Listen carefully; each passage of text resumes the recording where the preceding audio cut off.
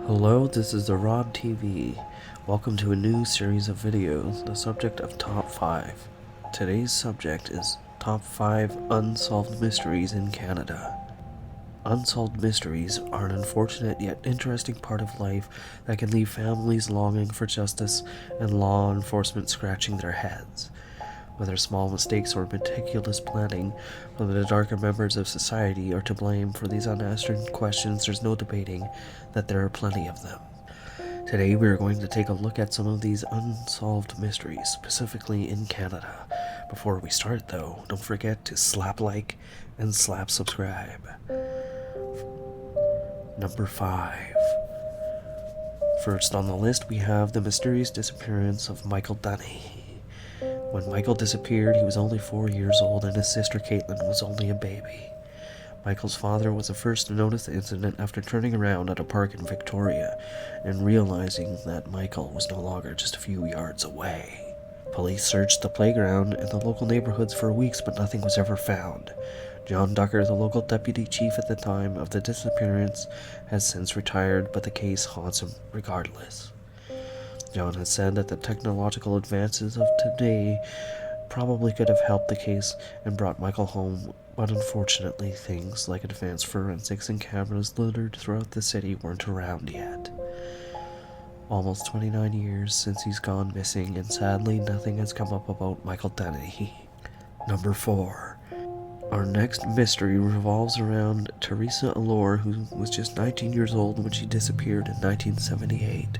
On April 13th of the following year, her body was discovered in a small body of water relatively close to her dorm in Quebec. Police first suspected that she was a runaway, but when the body showed up, concluded that she was the victim of a drug overdose, possibly with the help of other college students.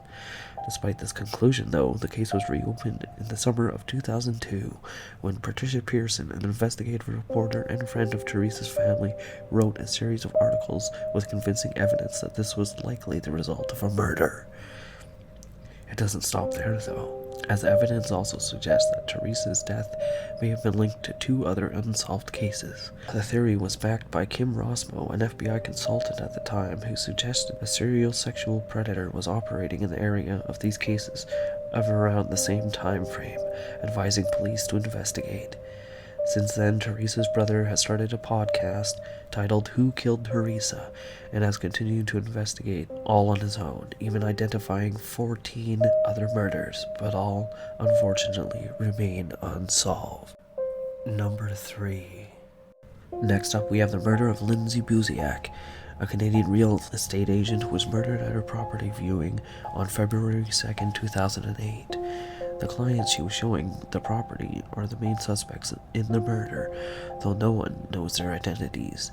In late January 2008, Lindsay got a call from a woman who told Lindsay that her and her husband were urgently looking for a home to purchase, with a budget of $1 million.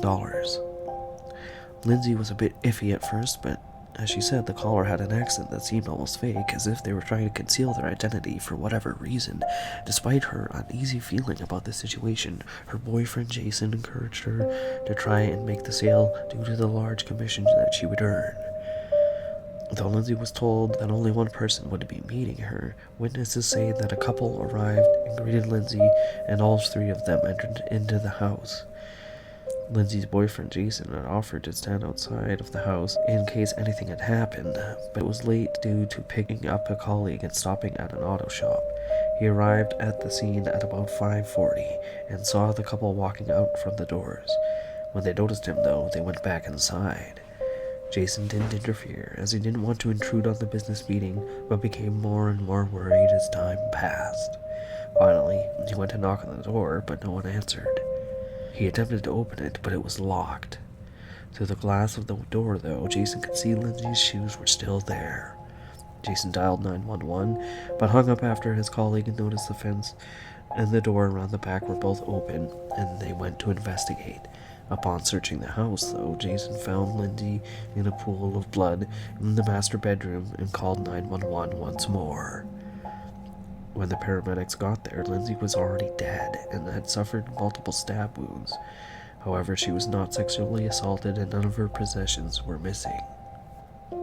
Jason and his colleagues were taken into custody, but both were cleared after passing polygraph tests and confirming their location at the auto shop through the timestamp security footage. Only small hints have appeared since this unfortunate series of events, but the identities of the killers remain unknown, and there is still no justice for Lindsay. Number 2. Another of the mysteries is about Alfred and Delores Palmer. Unfortunately, there's very, very little information on this case, but there are still people out there who want answers. On December 30th, 1990, Alfred and his daughter-in-law, Delores, were found at the rear entrance of a farmhouse and had been shot with a .410 caliber shotgun. Delores was found dead on arrival, but Alfred was airlifted out of the crime scene in the hopes that he would make it. Unfortunately, however, Alfred died the following day, December 31st, 1990. There have been some speculations that this may have been the result of a family dispute involving the business or even mistrust between Alfred and his son. But these are just rumors. That's all. Number 1. Lastly, we have the infamous Highway of Tears, a 725-kilometer stretch of highway between Prince George and Prince Rupert in British Columbia, Canada.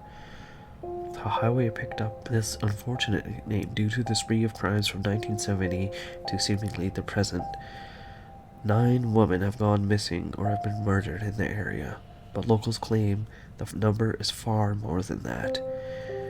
And another surprising fact is that most of these women are native.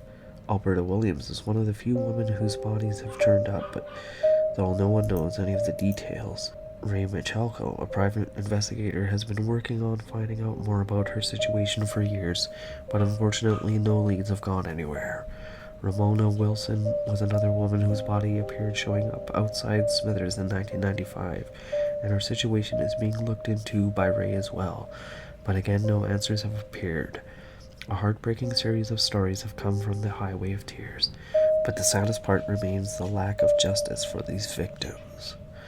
This concludes today's video on Unsolved Mysteries in Canada. Please don't forget to slap like and slap subscribe, and thank you for watching.